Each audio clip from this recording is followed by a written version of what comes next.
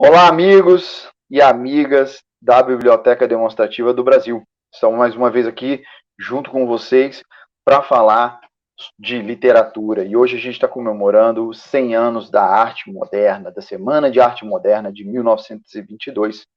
Para quem não sabe, né, foi um evento que aconteceu em São Paulo, no Teatro Municipal, do dia 13 ao dia 18 de fevereiro de 1922, e que trouxe uma quantidade gigante de autores, de dança, música, recital de poesia, exposição de obras de pintura, esculturas e palestras, e que foi um marco, e nos marcou tão profundamente que é meio que todo mundo estuda isso hoje nas escolas, estudamos os autores, estudamos os pintores, as pintoras, né? E trouxemos para conversar com vocês duas gerações de poetas de Brasília, né? Trouxemos hoje o Antônio Miranda, professor emérito da Universidade de Brasília, e trouxemos o Augusto Niemeyer, também professor de literatura na UNB. E essas duas visões vão se juntar aqui conosco para mostrar para vocês um pouquinho do que a gente tinha em 1922 e o que temos em 2022 e o que esperamos daqui para frente. O que virou a literatura? O que virou a produção de cultura, a produção de arte através da língua e da escrita? E também vamos receber hoje aqui Luiz Turiba, jornalista, escritor, poeta, né, que está aí trazendo aí uma revista nova que já é um relançamento, que em Brasília, a Bric-a-Brac, para essa nossa discussão sobre a Semana de Arte Moderna de 1922, que completa 100 anos este ano. Sejam bem-vindos, meus amigos, com mais uma vez a Biblioteca Demonstrativa recebe vocês com muita honra. Mas a gente estava conversando sobre o que foi a Semana de Arte Moderna. A gente estuda isso no colégio, a gente estuda os escritores, os pintores, né? A gente tem aí a Tarsila de Amaral como uma das grandes representações aí femininas dessa semana, né? Temos e o Di Cavalcante, né, que foi um dos organizadores com o Oswald e o Mário de Andrade, e que como é importante a gente entender, né, o que eles propunham, que era uma ruptura dessa conexão europeia e trazer a arte brasileira com uma identidade. Gente, a Semana de Arte Moderna foram 5 dias. É como se a gente tivesse se juntado aqui, vamos lá para o Teatro Nacional e a gente pega todos esses caras que são fantásticos aqui de Brasília e fazemos uma grande exposição que teve uma reverberação que já está durando aí, brincando 100 anos. Augusto, eu vou te pedir permissão para começar com o nosso querido Antônio Miranda, que saiu ali agora, que eu não tinha visto, mas então eu vou começar contigo, para que você fale um pouquinho e mostre aí também dessa tua pesquisa, você que também é um apaixonado pela Semana de Arte Moderna. Perfeito. Então, cumprimentar, né, todos os participantes, o Tagore, o professor e poeta Antônio Miranda, duas figuras importantes da cultura e da literatura de Brasília. Sempre muito bom participar, né, desses diálogos da Biblioteca Demonstrativa. E acho que a gente está abrindo bem os trabalhos esse ano, um ano tão importante para nós, e falar da Semana de Arte Moderna na biblioteca, né, a gente acaba fazendo esse movimento, porque, né, são encontros que vão se somando, né, e a gente vai se transformando em vários dias de arte moderna e depois da arte moderna. Estudar a semana, pensar a semana é sempre importante porque ela é um marco mesmo na história da literatura. Eu costumo explicar para os meus alunos que hoje, como a gente conta a história da literatura brasileira, está muito ligada à Semana de 22 e aos desdobramentos, né? Não só da prática poética, da prática artística que ela motivou e fomentou ao longo dos anos, ao longo das décadas, mas também porque ela foi um movimento que olhou para o nosso passado, para entender todo esse processo de construção de uma identidade, construção de uma literatura, né, num processo colonial, colonizador, né, num processo muito longo de construção também de uma nação, de uma identidade. Então, a semana, eu costumo dizer que ela é o nosso farmacon, porque ela é muito importante por essa forma de contar a história brasileira, mas, ao mesmo tempo, a gente fica num campo estético, né, e de fomento editorial que acaba promovendo, né, essa memória desses grandes poetas, essas grandes figuras que atravessaram, né, esses grandes artistas que atravessaram, mas que também convidam, e isso é o mais importante, porque eles também faziam esse movimento, né? Eles tinham um movimento de escavar uma literatura perdida, por exemplo, Memórias de um Sargento de Milícias, do Manuel Antônio de Almeida, um livro que quase ficou perdido na história da literatura, e o Mário de Andrade faz essa retomada. Então, eles faziam esse trabalho de leitura desse passado, mas também projetavam muito, né, para pensar esse futuro. E eu acho que a história da literatura, como a gente vem fazendo aqui na Universidade de Brasília, ela vem sendo recontada. Então, fazer esse balanço da semana, nesse ano, vai ser, né, muito importante, mas que a gente faça esse balanço e abra, né, depois, né, fecha para balanço, depois abre para balanço, para pensar esses desdobramentos, né, o impacto dessa literatura. Então, eu acho que esses poetas, os que atravessaram, de alguma maneira, as gerações, né, como a gente aprende também na escola, na universidade, né, as gerações modernistas, e aí tendo esse marco como primeira geração, depois uma segunda, uma terceira. Eu brinco, né, com a Fundação de Brasília, a própria cidade, né, é uma reverberação dessa arquitetura, dessa poesia. Então, acho que fazer essa discussão nesse momento tão importante, né, que trazer a arte para o cenário, para as mídias, né, é muito importante para abrir o ano de 22 e, ao mesmo tempo, para pensar, né, a poesia que está acontecendo hoje, porque a gente tem processos revolucionários acontecendo o tempo todo, né, na internet, nas edições, enfim, circulando por todo o pensamento poético e artístico. Fantástico, fantástico, Augusto. Eu acho que é interessante, né, que você falou do Mário de Andrade, e uma das coisas que mais me chocou, assim, foi quando eu li Macunaíma. Foi uma coisa, assim, que me chocou como a forma, né, e o que ele trazia, né, de, por exemplo, no caso,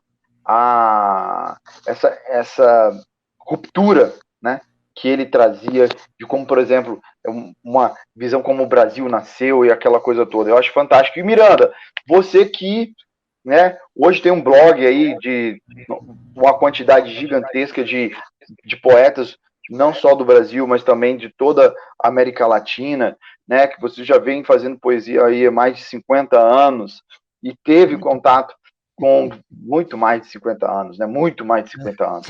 70. Mas o 70, minha nossa. Então, e aí o que acontece? O que essa semana de arte moderna representou para você? E o que a nossa semana hoje, 100 anos depois, representa? E como é que você vê o passado e esse nosso futuro?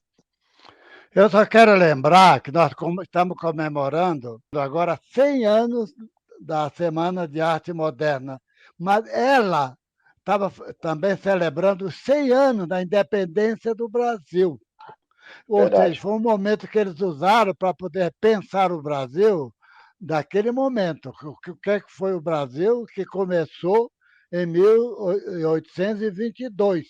Agora nós já estamos no ano de 2022. São 3 séculos de história da literatura brasileira, entendendo que antes de 1822 também tivemos grandes autores. Eu acabo, inclusive, de receber um desses livros, estudando como é que eles viam o Brasil naquele momento como também um território brasileiro factível de independência, porque isso foi um dos sonhos que nunca se perdeu na identidade brasileira. Agora, o que acontece nesse momento? Nós estamos na pós-modernidade. Eu vou entrar em detalhe mais adiante, né? E houve vários períodos que vêm de 1922 até agora, porque nós tivemos, lógico, o rompimento com aqueles valores literários anteriores a 1922, a morte, mas que não morreu do soneto tradicional, metrificado, rimado, não acabou, muito menos, a poesia de cordel, que até hoje continua, não acabou, por exemplo, a poesia gauchesca, né, que ainda continua sendo publicada. Ou seja, a repercussão de 1922 foi setorializada numa elite que se multiplicou pelo Brasil inteiro, mas que não representa o Brasil todo. Isso é que a gente tem que entender.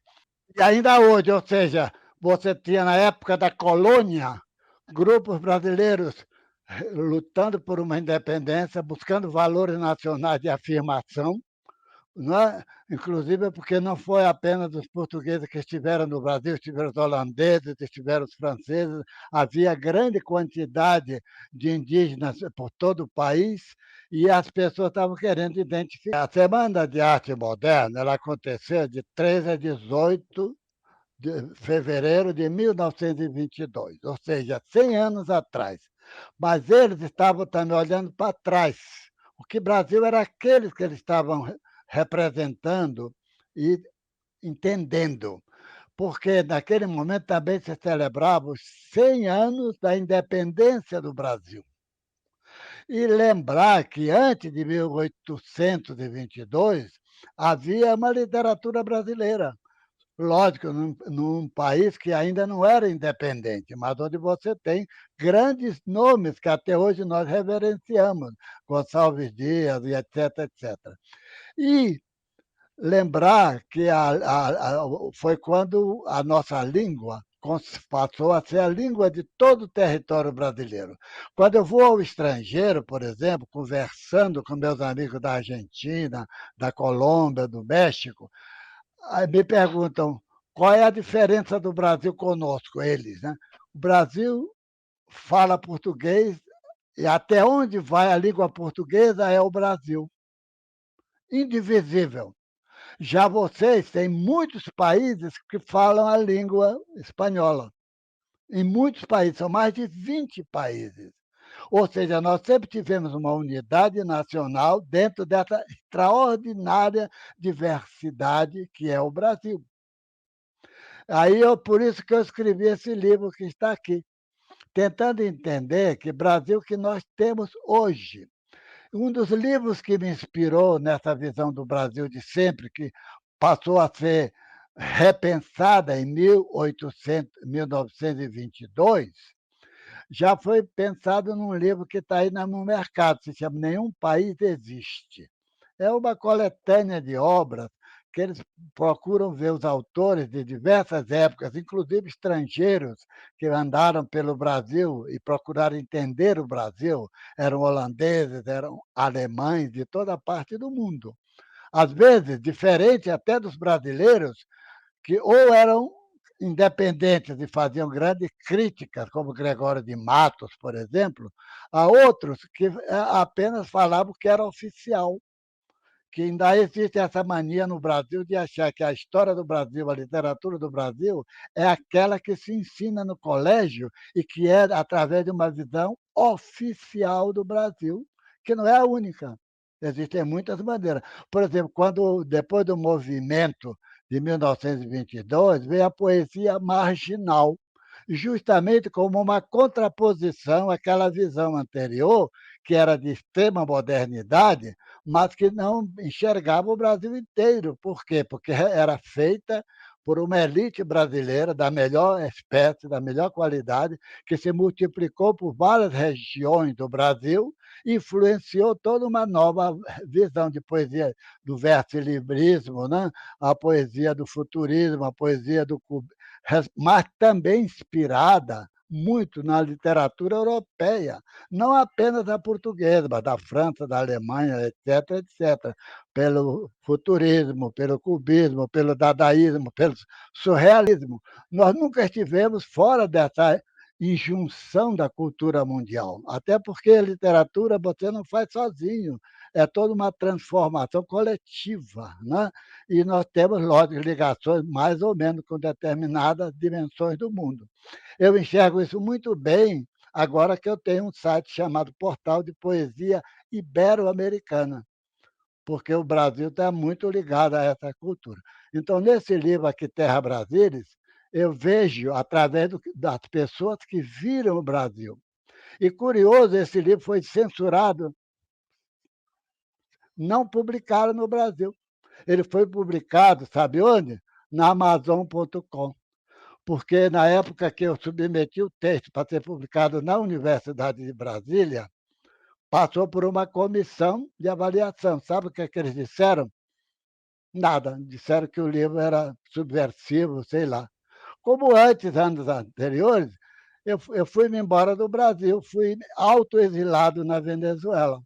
Ou seja, esse país é também um país de enormes contradições. Mas a gente vai voltar a falar disso, que eu não quero ser... É fantástico, é fantástico. Ô, Miranda, eu adorei porque eu acho que essa é uma visão, e aí vou chamar o nosso amigo Luiz Turiba para falar um pouquinho dessas influências, né, que a gente acaba tendo da poesia, e o Turiba faz parte, né, o Turiba aí vive a poesia há mais de 30 e tantos anos, né, já é jornalista, é poeta, né, aqui em Brasília fez parte de um movimento, né, do movimento do mimeógrafo, e fez uma revista de poesia que marcou época aqui, chamada Bicabac.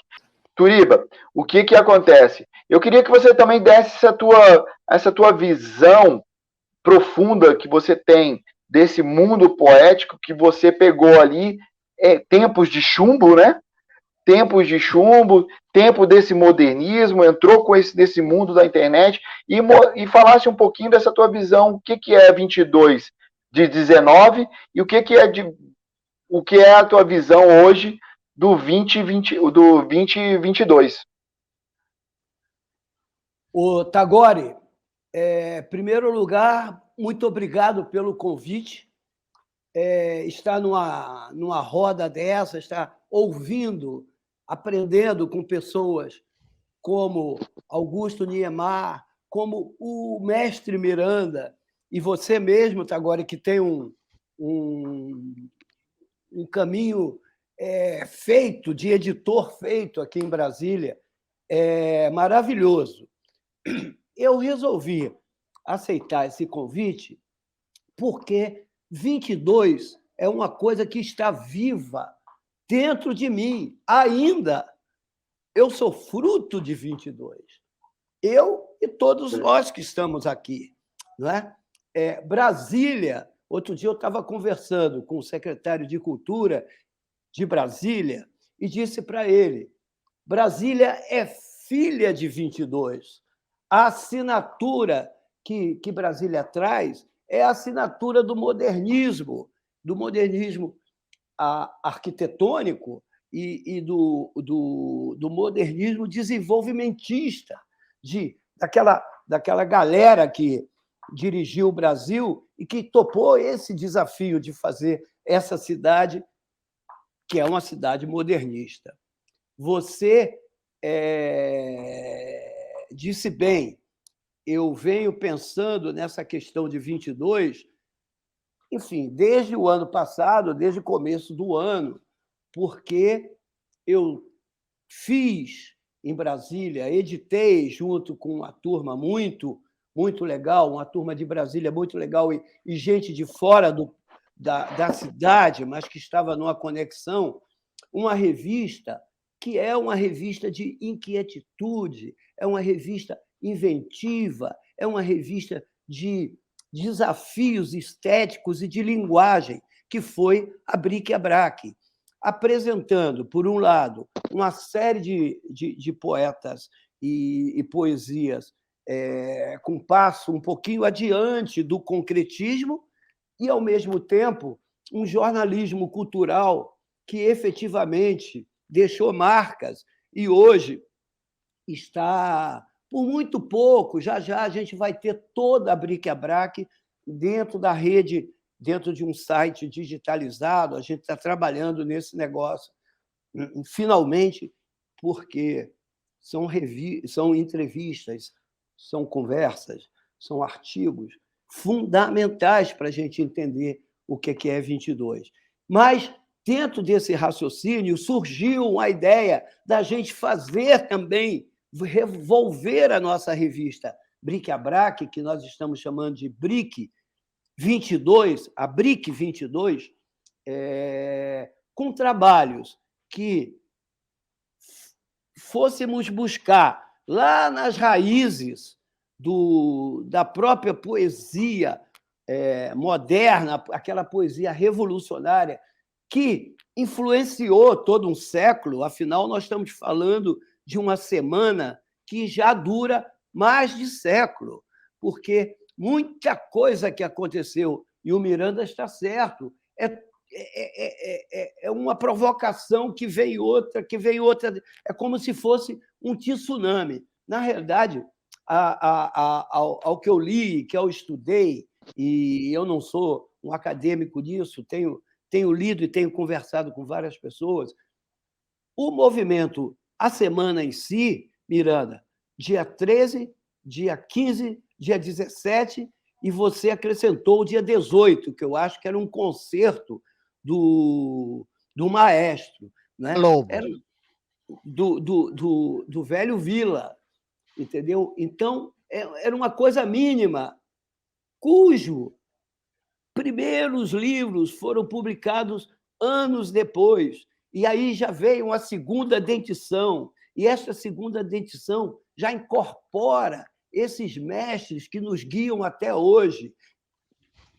E eu cito aí Manuel Bandeira, Carlos Drummond de Andrade, Murilo e alguns outros.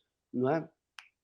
Então, a nossa ideia, ao pensar uma revista Bric-a-Brac 2022, fazendo não uma comemoração, que nós não temos que comemorar, mas nós temos que voltar a viver este clima inventivo e de descobertas que foi 22. Então, a gente está dando voz a muita gente. Essa revista ela está juntando muita gente. Ela vem sendo trabalhada há 6 meses. Aliás, Miranda, eu mandei convites para você, tenho falado nisso por e-mail, e agora, em público, eu lhe convido a mandar um poema para a nossa revista e convido também a outras pessoas a refletir, a fazer essa reflexão sobre o que é 22 em 2022. Não é? Por quê? Turiba, até porque esse é o tema que a gente está trazendo, que é uma coisa bem legal, e aí eu vou pegar um gancho desse que você está falando, que é exatamente esse rever, né? A gente tem uma oportunidade de dar uma repensada, porque a gente está fazendo 200 anos de um Brasil, e aí eu acho que o Miranda estava fazendo ali uma conexão que a gente tem a língua portuguesa e o que é a identidade brasileira nessa produção. E que não dá para a gente ser jacobino, né, em termos de fazer com que a nossa literatura ela não tenha as suas influências. Hoje a gente tem influência muito mais forte de tudo. Né? E aí, Augusto, eu queria jogar para você. Você que está dentro com essa meninada na universidade, né? Hoje eu vejo, por exemplo, através dos meus filhos, a influência da literatura japonesa, né? Que vem carregando a meninada não só da literatura, da música japonesa, e isso traz também um modernismo e uma outra influência para a nossa própria literatura, porque são eles que vão estar agora produzindo. Quem está lá com você dentro de letras, também vão ser os arautos aí, que vão estar escrevendo, que vão estar fazendo essas misturas que aconteceu há 100 anos, e que agora estão... Vamos pegar aí, ó, a gente tem aqui 3 gerações, né? Porque o Augusto, Turiba e o Miranda, né, são aqui 3 gerações de poetas produzindo poesia que tem um ativismo literário fortíssimo. Então, Augusto, como é que você vê esse ativismo dentro da literatura e essa loucura que a gente vive, dessa integração que a internet, essa nossa conexão, né? Nós três estamos em Brasília, mas Turiba está lá no Rio de Janeiro. Como é que você vê isso? Muito interessante, tá, agora.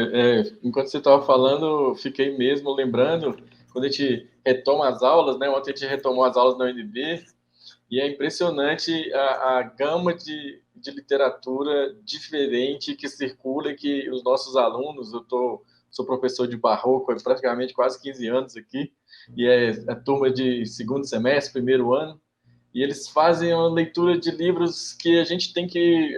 não chega nas nossas bolhas normalmente, então eu estou sempre aprendendo com eles, mas o mais interessante é que eles também estão sempre abertos a gente trazer essa tradição e trazer essa continuidade, né? Que é esse processo que eu venho fazendo de estimular os alunos a contar a história da nossa literatura. Então, contar a história a partir do Cerrado, contar a história dessa relação Goiás e Brasília, né? Para atravessar, né? Porque Brasília tem várias camadas, né? Ela ultrapassa esse modernismo, porque ela também é fruto, né, de todo um processo colonizador, de todo um processo de deixar o litoral e vir para a silva, para a selva, né, para o mato de dentro, e aí tem todo esse processo. Então, eles têm uma abertura, eles estão sempre prontos, porque, na verdade, o que precisa fazer? A gente atravessa essa história literária na escola, de uma forma mais aberta, vamos dizer assim, né, no ensino fundamental, e depois de uma forma muito instrumental no ensino médio, porque ela é voltada para o vestibular, para essa outra etapa, e aí eles vão pegando fragmentos, né, dentro de um sistema ali que tem o seu tempo, a sua maturação, e depois, né, na universidade, claro, no curso de letras, eles vão olhar para isso de uma forma diferente, de uma forma, né, que eu sempre falo, por dentro. A gente meio que desmonta e remonta a literatura. Então é muito interessante como eles se colocam, né? A gente tem feito esse trabalho agora de recuperar, porque a gente precisa atravessar mesmo, é isso que vocês estão fazendo na BDB, é muito importante, porque a gente vai ter que fazer essa travessia da semana, essa travessia do modernismo, e, ao mesmo tempo, fazer essa leitura crítica que o próprio Mário de Andrade passou a vida fazendo, né? Morreu no Emparedador de Passarinhos, ali em 45, fazendo um balanço até muito pesado com a figura dele mesmo, assim, né? Entendendo que ele foi tão engajado que ele poderia ter feito mais poesia. E, ao mesmo tempo, eu acho que o modernismo tem todas essas marcas, né, tão importantes, porque a poesia ela é atravessada. Eu fiquei pensando, quando também vocês fizeram o convite, esses poetas que ficam no entre-lugar, né, o José Godard Garcia, o Santiago No, essas figuras, a gente tem figuras tão importantes, né, que passaram por Brasília, que ainda vivem em Brasília, ou que têm essa marca poética totalmente marcada, né? O Turiba eu relaciono totalmente com esse modernismo de Brasília, o Antônio Miranda também, porque são esses poetas que eu cheguei na cidade e falei, cadê os poetas? E eles são exatamente esses poetas que foram aparecendo para mim. Explica um pouquinho, Augusto, para quem não te conhece, né? Você é do Goiás, né? Lá de Goiânia, você veio para Brasília e você foi uma das coisas que te encantou, e aí o Augusto ele foi prêmio da Associação Nacional dos Escritores, da ANE, né? Com o seu livro As Ruas Não Têm Nome. Onde as Ruas Não Têm Nome. Exatamente, Onde as Ruas Não Têm Nome, né? E que já é uma brincadeira, né? Porque Onde as Ruas Não Têm Nome, Brasília é assim, né, gente? Para quem não conhece, quem não é de Brasília, Brasília é SHIN, QSQN, QSW, W3L2, né? E aí o Augusto faz uma coisa muito interessante, e aí Turiba e Miranda, que eu admiro muito, que é se vir com o seu pedigree goiano para Brasília, querendo conhecer trazendo a sua literatura de Goiás, a sua vivência, e vai viver a literatura de Brasília, e vai estudar isso e hoje dá aula. Fala, Augusto. E essa coisa que eu acho fantástica. A experiência, porque dividindo essa vida como professor, pesquisador, pensador da literatura e fazedor de poesia, o meu exercício foi sempre onde eu chego, eu vou ler a poesia do lugar. Onde eu morei, eu sempre busquei, a primeira coisa é ir na biblioteca, nas bibliotecas públicas e ver o que está acontecendo, quem são os poetas do lugar, para ir chegando, né? Agora, e Brasília tem esse impacto, né? Eu sempre lembro do Faroeste Caboclo, meu Deus, mas que cidade nesse impacto que a gente tem. E ao mesmo tempo, Brasília é muito interessante para mim, porque eu vinha nos deslocamentos para manifestações políticas ali, no comecinho da década de 90, já no ensino médio, aquela coisa. E Brasília, para mim, é muito interessante, porque quando me perguntam onde eu nasci, eu falo, eu nasci no mesmo lugar que Brasília, que é Goiás. E Brasília fica nesse entre lugar, né? A gente fala, como é que eu vim para Brasília se eu já estava em Goiás, né?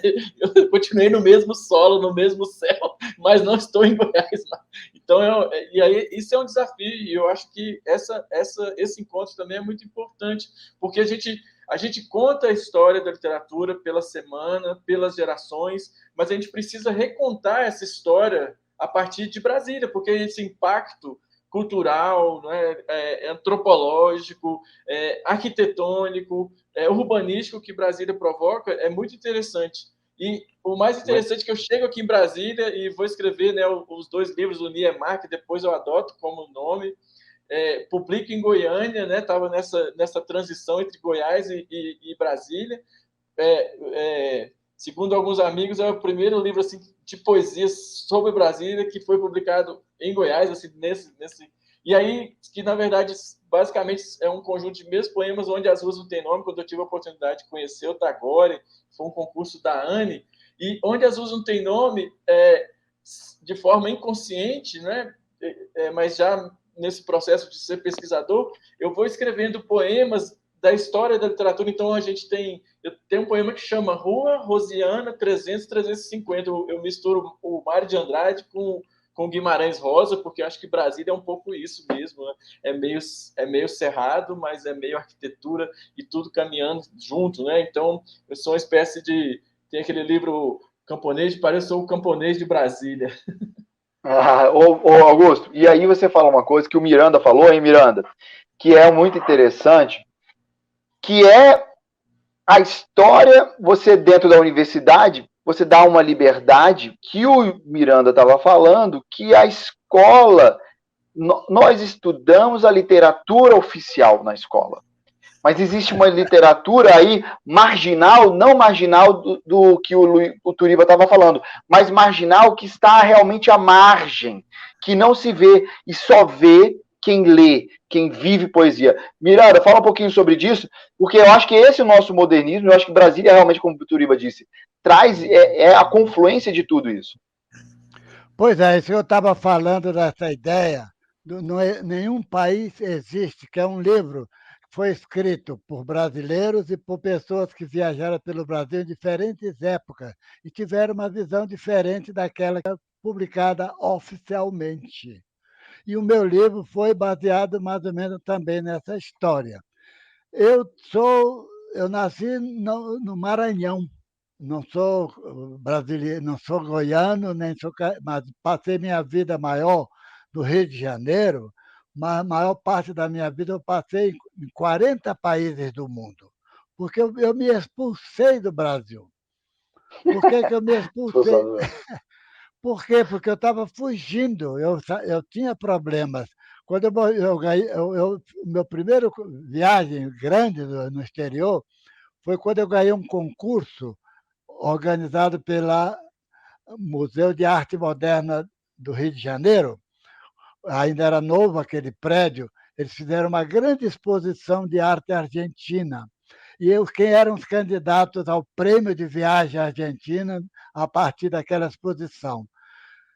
Eram críticos de arte, eram grandes artistas do Rio de Janeiro.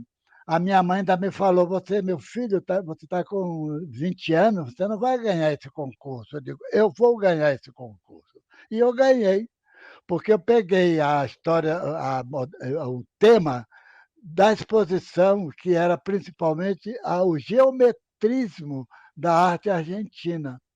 Eu apresentei esse trabalho e ganhei o prêmio de viagem. Era para estar na Argentina 15 dias, eu fiquei 7 meses.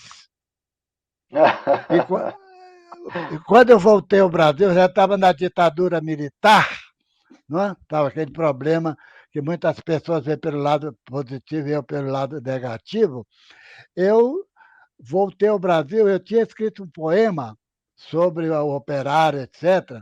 E eu tive uma amiga que andava muito comigo, até veio ao Brasil comigo, teve uns tempos aqui.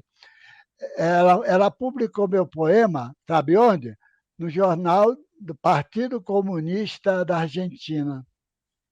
E aí eu Ixi, entrei Maria. numa lista negra no Brasil, como se eu fosse comunista. E eu nunca fui nem comunista, nem nazista. Eu sou, E na o verdade, mais engraçado, né, Miranda? eu sou Hein? anarquista. Anarquista, então. E o mais engraçado que a semana em 22, e em É, 22 foi o quê? Fundado aí o Partido Comunista, né?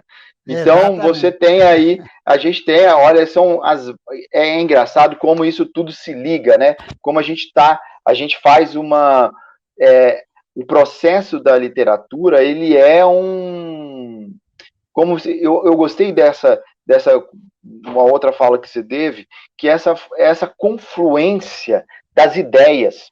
As ideias se unem e, obviamente, quem são os arautos dessas ideias são os escritores, né? Sem, E aí, ô Miranda, você estava falando uma coisa que você fez um estudo, que aí eu vou te dar mais um espaço para a gente passar para o Turiba, mas que era a visão desse 22 para o futuro, do Verbis digital, sei lá como é que você falou, que agora eu perdi, que o negócio é grande. Mas eu achei muito interessante, eu queria que você explicasse um pouquinho disso, e eu vou fazer uma outra pergunta para o Turiba, porque a gente tem Goiás, pelo Augusto, Maranhão por você, e o Centro-Oeste aqui no Rio de Janeiro com o Turiba. Mas queria que você falasse um pouquinho dessa tua visão futura, né? Porque você vive também nessa confluência com o pessoal da internet, o 22 do futuro. Pois é, a minha página web de poesia está completando agora, em 22, 20 anos que eu estou trabalhando.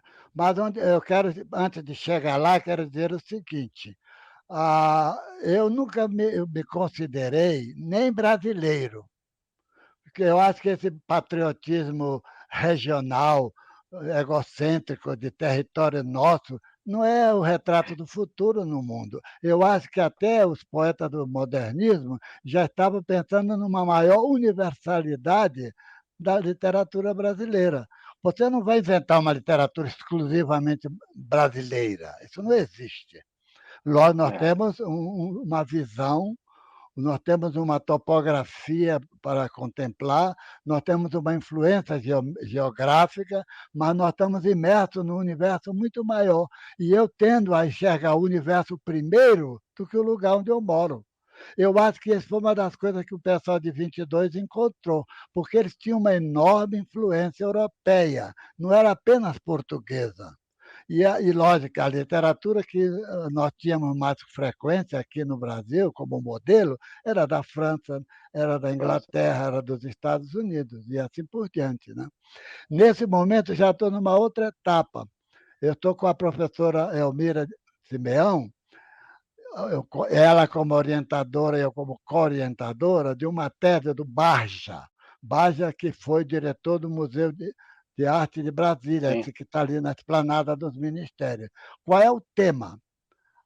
O AV3, a ânima, verbe, voco, visualidade, que é uma poesia hoje que você pode ter lá no papel, você pode ter lá na parede, você pode ter refletindo como imagem nos espaços que você quiser, ela está na internet, e numa nova etapa, porque a gente sempre via a internet como ir. Agora não, agora você vai e faz imersão e dialoga lá fora. No 5G que está vindo aí agora, nós vamos poder sair não apenas para fazer lives como nós fazemos, nós vamos estar num lugar com outras pessoas vendo-se e conversando. Só que quando a gente vai se tocar, não existimos. É um mundo completamente diferente do mundo que nós estamos vivendo. E a poesia é isso mesmo. A poesia é algo que só existe na medida da nossa relação com ela. E se não somos capazes de fazê-la, não enxergamos, não vemos nada. Agora a gente vê além da imediaticidade, além daquele território imediato que nós temos. E a gente sempre quis ver o Brasil dessa maneira, não foi? Olha, quando o 22 aconteceu, ela aconteceu em São Paulo. São Paulo era o ponto, digamos, exponencial da cultura no Brasil daquele momento. Logicamente, competindo com o Rio de Janeiro, que tinha sido a capital do Brasil. Mas o que acontece?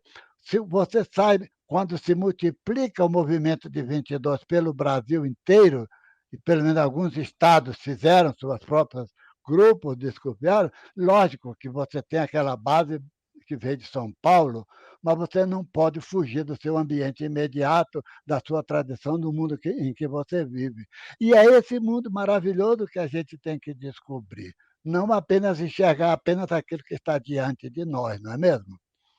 É verdade. Eu acho interessante, aí vou passar para o Turiba, porque eu acho que, pelo que eu entendo, a poesia, e aí pelo que o Miranda disse, poesia é viver poesia. Se você não vive poesia, você não consegue enxergá-la.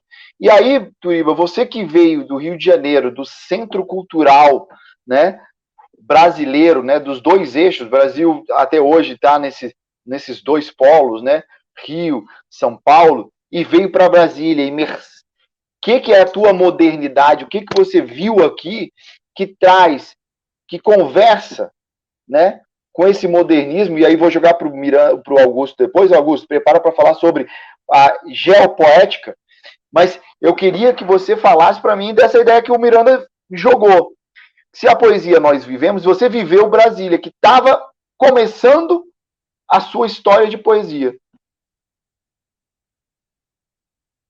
Legal.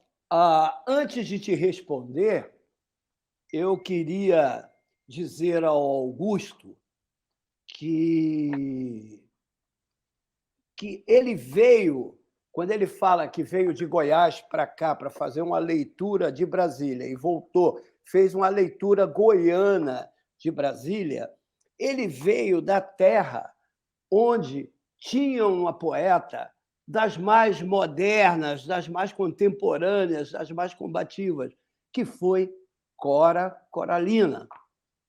Você veio da terra de Cora Coralina.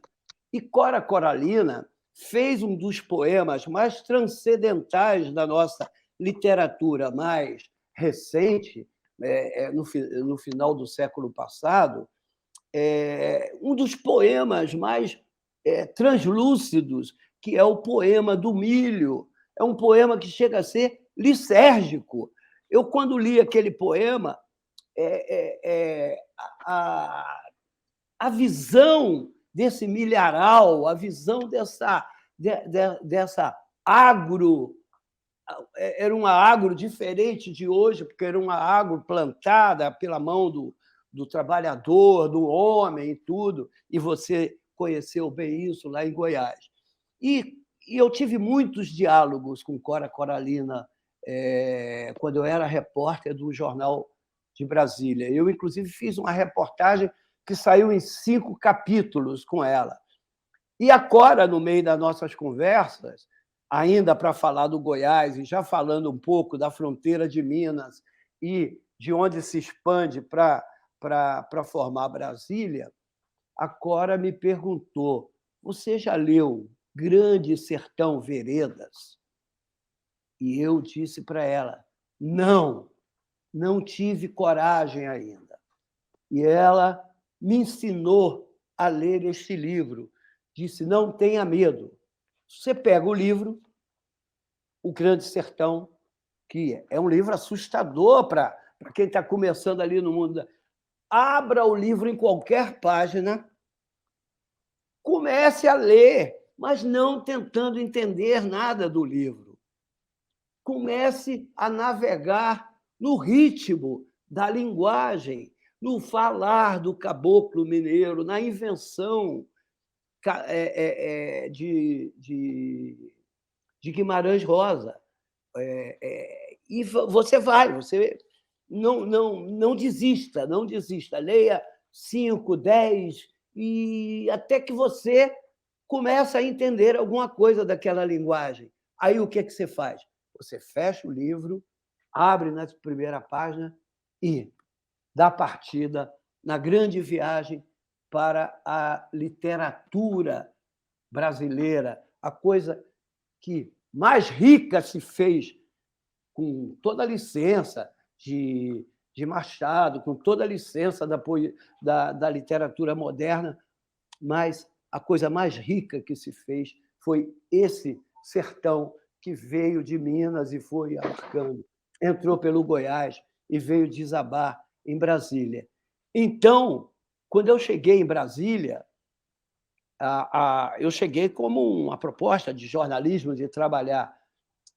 Eu fiquei, eu acho que uns 3 meses deprimidos, porque era aquela rua, eu cheguei em 77 para 78. Você imagine, no final, ainda era governo Geisel, a barra era muito pesada, os coronéis mandavam nessa cidade, entendeu? Era uma coisa assim. Mas eu fui fazer a minha função de jornalista, fui trabalhar na Gazeta Mercantil, passei a conhecer a Amazônia, foi Brasília que me levou para Carajás, que me levou para outros grandes projetos desenvolvimentistas e, ao mesmo tempo, fiz a mesma pergunta que você, Augusto. Onde estão os poetas? E fui descobrindo. De cara, eu descobri 2, Nicolas Mer e Francisco Alvim, que ambos moravam aqui. E a gente começou a fazer uma espécie de um grupo enfim, a mexer alguma coisa, e logo estávamos fazendo conexões com os poetas do Rio de Janeiro, porque a turma da poesia marginal veio fazer uma excursão aqui e nós ocupamos o galpãozinho, ali na 508, né? Com um recital maravilhoso de poesia. E, a partir daí, eu fui conhecendo cada vez mais gente, até que eu cheguei ao Miranda, cheguei ao Tagore, estou chegando ao professor, cheguei à turma toda da UNB e expandi, a partir de Brasília e a partir da revista Bric-a-Brac, expandi essa base poética que a gente formou aqui em Brasília. Eu cito o João Borges, jornalista, eu cito a Lúcia Leão, que fez parte do núcleo da Bric-a-Brac, e especialmente o Reza, o programador visual da revista. Graças a eles, essa revista se expandiu para São Paulo. A gente fez uma conexão com o grupo dos Concretos, expandiu para o Mato Grosso, para Manuel de Barros, expandiu para Salvador, com Antônio Risério, expandiu para o Nordeste, enfim, para o Sul também, se tornou, através de Brasília, uma revista nacional. Daí o sentido da gente voltar a fazer uma revista, que não é uma revista acadêmica, é uma revista de poesia atual, é uma revista que vai ter hip-hop, vai ter a poesia negra no Brasil, que esteve ausente, embora Mário de Andrade fosse neto de escravo e escreveu a primeira grande obra sobre o negro, sobre o Requiem dos Negros, que é Macunaíma, não é? É uma poesia muito forte que se fez na consciência nacional a partir dos anos 70. Ô, Turiba, e aí uma coisa que vai fazendo uma conexão, Miranda e Augusto, que é muito interessante essa coisa que o Miranda está falando, que ele falou que a poesia ela tende, assim como a literatura, a fazer a grande aldeia, né? Que 1990, com aqueles Rio 92, aquelas coisas todas, elas vinham se falando, né? Que era uma grande aldeia, que era o que a internet meio que chamava a atenção nessa nossa possibilidade de nos conectar com o mundo inteiro. Mas eu não sei se eu concordo tanto com o Miranda, que a gente vai ter essa grande... Mas eu acho que os regionalismos, eles se fortaleceram. E você, Augusto, traz uma coisa que eu acho também que é moderna, que é essa coisa dessa geopoesia, essa geoliteratura que você produz, que a literatura também representa o ambiente que está ali em volta.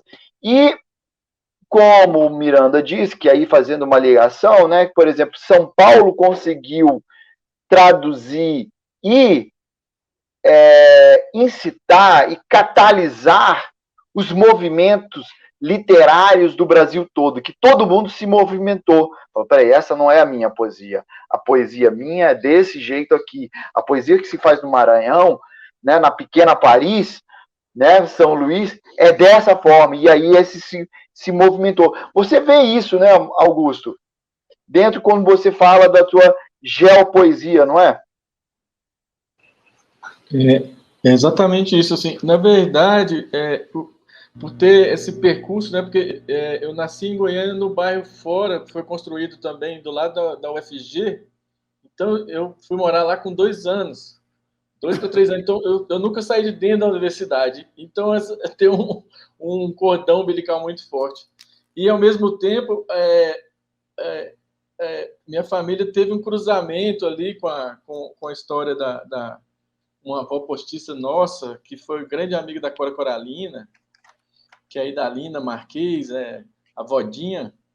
Eu acabei de fazer um ano sabático na USP, um pós-doutorado, e eu trabalhei justamente com um poema publicado em 1965, que é um necrológio da Cora Coralina, sobre a Vodinha que cuidava da Igreja da Boa Morte. Aí a Cora Coralina faz todo, né, um retrato dessa figura que seria esquecida, não obstante estivesse, né, na poesia.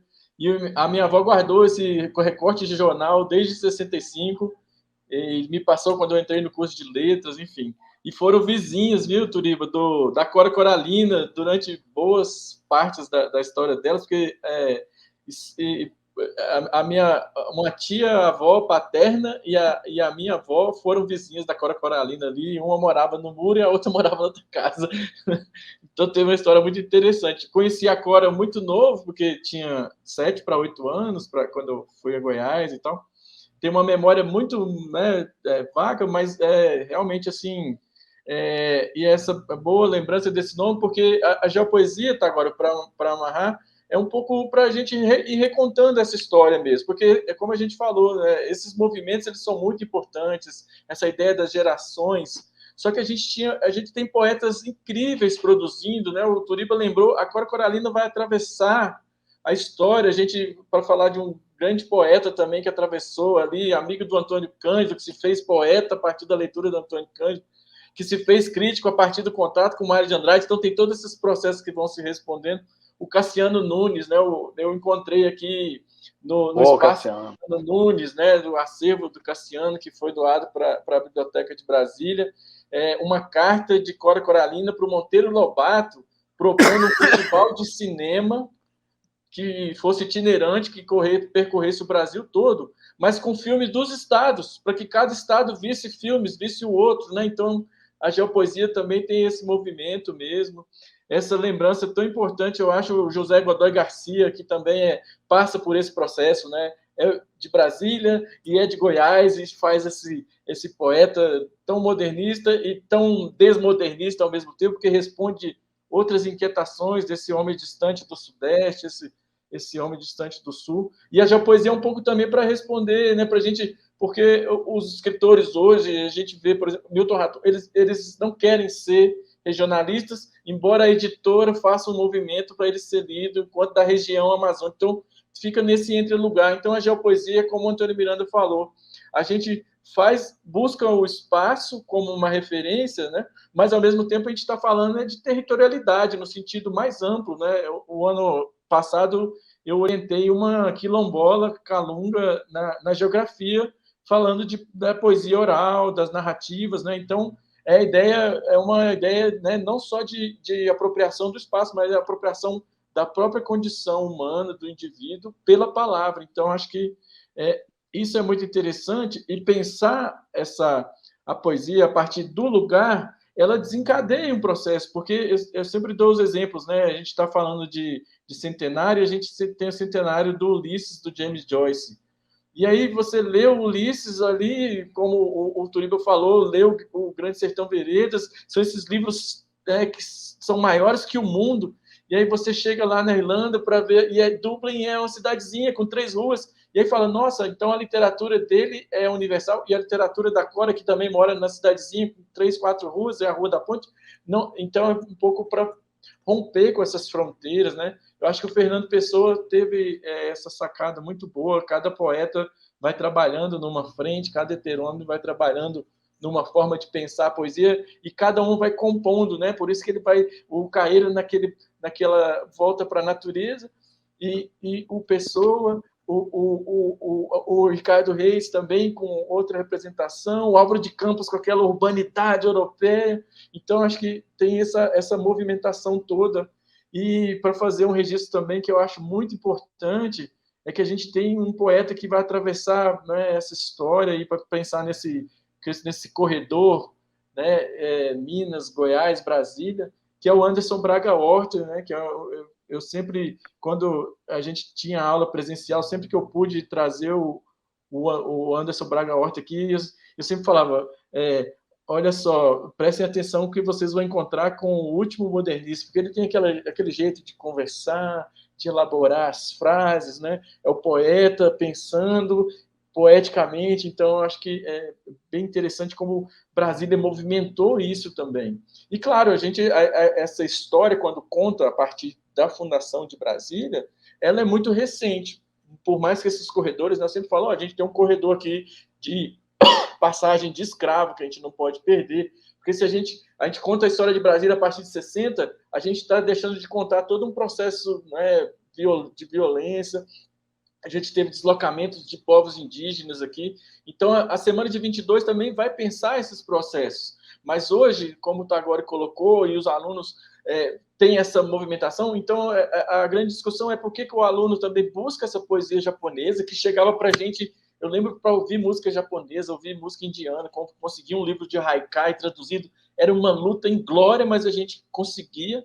E aí eu coloco para eles, por quê? Porque a gente também não faz essa pesquisa e lê, né, um poeta de Brasília, lê um poeta que passou pela Universidade de Brasília, estou com um movimento muito importante agora que eu chamo de Centro-Oeste, hífen, Norte, né? Eu escrevo Centro-Oeste sem hífen, coloco o hífen e coloco o Norte, porque também estou fazendo esse diálogo, porque tem essa transformação do Tocantins, que é Centro-Oeste, mas agora é Norte, e que corre para um lado, corre para o outro. E tive a sorte, esse ano passei a fazer parte da Universidade Estadual do Amazonas, então estou começando a migrar para lá também, então tem sido muito bom ler os poetas de lá, né? Então tem sido... eu acho fantástico. Né? Eu vou passar... a gente vai chegando lá no nosso horário, e aí... Agora, só ia fechar do Norte para lembrar que a gente teve uma perda essa semana do Thiago de Mello. Isso, exatamente. Uau, acho fantástico, faça. E eu ia te dar, faça teu fechamento, né? Onde é que a gente pode te encontrar, os teus livros, os seus trabalhos, né? Passar para o Miranda, porque eu acho que ele deve estar com essa. Eu ia falar para o Miranda que eu gosto muito do Rio da minha aldeia, sabe? Eu acho que quanto nós somos universais quando falamos do nosso lugar, mas ao mesmo tempo essa coisa se expande. Então fala aí, Augusto. Olha, rapidamente. Estou migrando em várias. Eu falo que agora, como o Antônio Miranda colocou, nós somos meio apátridas, então a gente está morando, né? A gente mora em vários canais. Então tem o canal do YouTube, porque eu sou coordenador da Casa Agostinho da Silva, então a gente está fazendo um movimento também lá de pensar a poesia, de fazer essa poesia. A gente acabou o ano passado, que a gente está chamando de estética da pandemia, para fazer, né, cyber passeios pela internet. A gente fez um filme com vários poetas de língua portuguesa, né, de vários lugares do mundo. Eu uso mesmo o meu nome de poeta, Augusto Niemar. Enfim, tem o canal no Instagram, tem no Facebook, e circulando mesmo também pela própria Universidade de Brasília. Esse ano a gente vai comemorar os 50 anos de publicação de Araguaia Mansidão. Do Godoy, mesmo? Godoy Garcia, 1972. Godoy eu tenho esse. Fantástico, fantástico. 50 anos do Camões e 50 do José Godoy. Que legal, que legal. Valeu, valeu. Obrigado, Augusto. Valeu, Miranda, muito obrigado. Muito bom ouvi-lo. quero que você faça suas considerações finais sobre essas nossas semanas. Eu acho que aqui, a gente está abrindo um leque de conversas, né? Que a gente já passou aqui por todo tipo de modernismo e como é que chama? Concretismo. E agora eu queria que você falasse sobre um pouquinho, falasse para onde a gente te encontra, que você o que você está produzindo, o que vão nessa semana, agora nesse ano de 22, que vamos ficar comemorando essa semana de 22 e discutindo ela, acredito, pelo ano inteiro.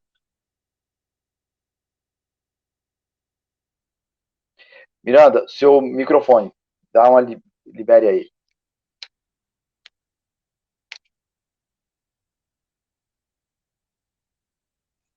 Tá, agora tá? Tá Não, quer certo. dizer, o Mande. movimento de 1922 eram várias pessoas. Elas são diferentes umas das outras, embora eles tenham um projeto comum. Se você ler cada um deles, eles têm visões próprias, dentro de uma unidade que eles reconhecem como por uma identidade, né? Que havia nesse grupo, que isso se expandiu pelo Brasil, mas que veio também de fora, veio de outros países, das nossas leituras, da nossa formação cultural, etc, etc. Então, eu comecei a escrever e publiquei meu primeiro livrinho, que era um livro de artista, manual, desenhado, exemplar único, que depois eu transformei num e-book e já cheguei a publicar um livro facsimilar em 1954. Eu tinha 14 anos de idade. De lá para cá, já estou agora com 6 livros preparando, eu vou completar 70 títulos. Para uma pessoa com 81 anos de idade, eu acho é pouco. E aí eu queria chegar a uma coisa curiosa. Quando você fala do pessoa, eu sempre me vi como várias pessoas. Tanto assim que eu tenho 4 nomes. Eu tenho Antônio Miranda, todo um período, inclusive com livros publicados do Daniran Eros, tem vários livros, inclusive na internet e lá na Amazon.com.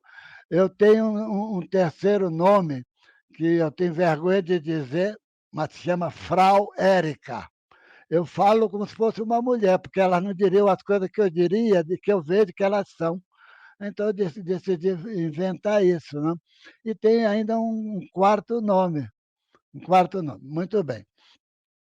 O que acontece? Eu acho que a gente tem que entender que uma pessoa é muitas. Eu acho que o poeta tem essa fama, mesmo que ele só use um nome só, você vai reconhecer diferentes estilos, em diferentes épocas, de diferentes tendências. E essa extraordinária explosão de ismos é que é fantástico. Né? Você vê, depois que terminou a semana de 22, vieram os nossos pessoas que faziam poesia marginal, veio um segundo movimento explosivo no Brasil e no mundo, que foi o concretismo, do qual era paulista também, igual que o 22, os cariocas criaram o grupo deles, o neoconcretismo, né?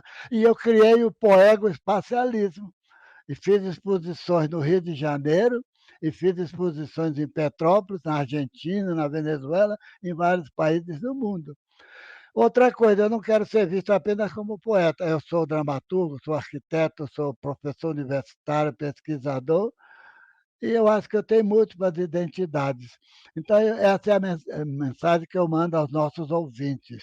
Não seja uma unidade, porque a gente se perde. O caminho é se encontrar nessa diversidade, fazer as escolhas que abram caminho para uma expansão.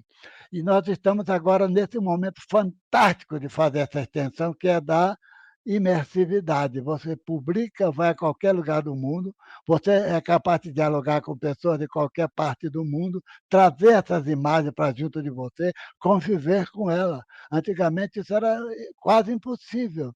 E ainda estamos muito longe do que vem a ser. E vamos estar preparados para isso. Fantástico, Miranda. Brigadíssimo. Turiba, suas considerações finais nessa nossa semana de arte moderna, abrindo aí o espaço para muitas outras conversas, agora, né, jogando aí para o Rio de Janeiro, e o que o Rio de Janeiro vai trazer de novo, além, né, da Bric-a-Brac e dessas conexões. A Bric-a-Brac, ela é uma revista brasiliense. Eu, depois que eu me aposentei, vim morar no Rio de Janeiro, me incorporei à poesia carioca. Eu amo o Rio porque eu amo o samba, eu não posso viver muito longe desta coisa que é o samba.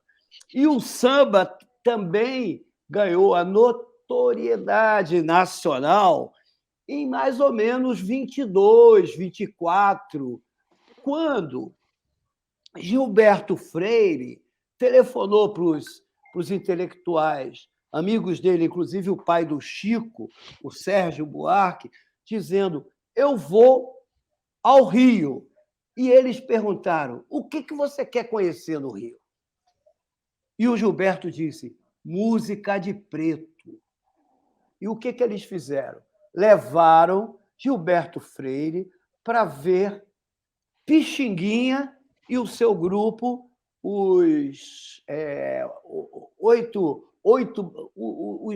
são 8 batutas, não é? Eram os 8 batutas, que eram um grupo que se reunia para fazer. Eles não faziam esse samba que hoje é feito de batucada e tudo, mas era de uma sofisticação que deu origem a uma música maravilhosa.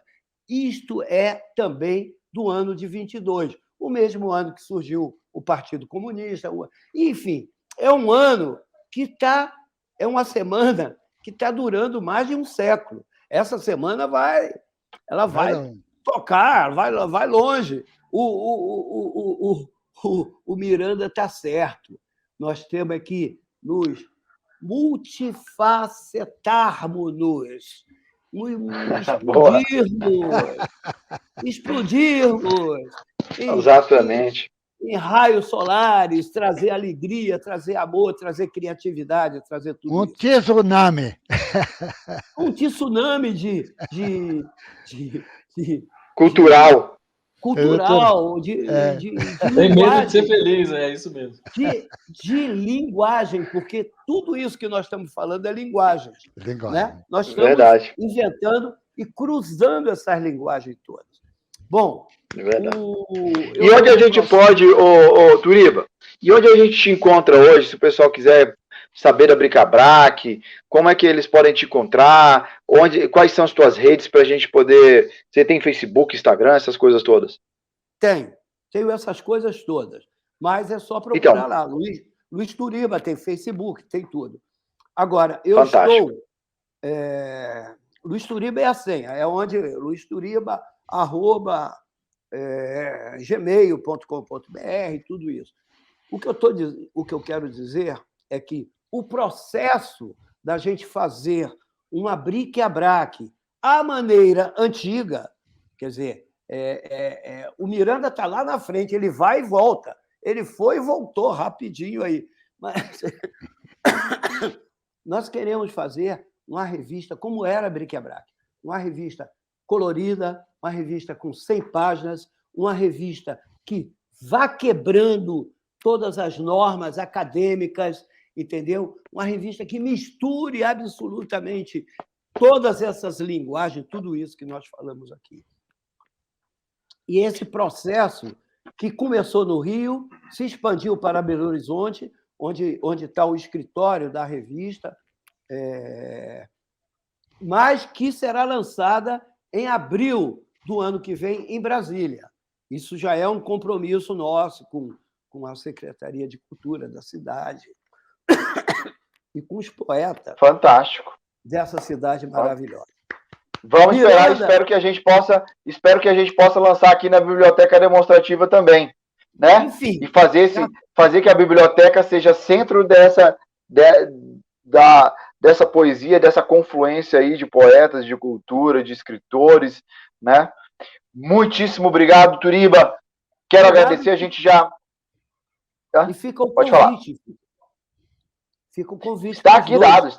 Está aqui dado para todos que estão nos assistindo e que estão nos escutando. Obrigado, Miranda, obrigado, Augusto. Um grande abraço, obrigado a todos que nos assistiram e eu espero que a biblioteca que seja aqui também um catalisador aí para essa semana de 22, trazer uma boa reflexão, novas criações e novos escritores aí podendo falar. Obrigado a toda a nossa equipe da Voara, obrigado, né, Linhares, João, Marco Lino. Um grande abraço a todos e até a próxima.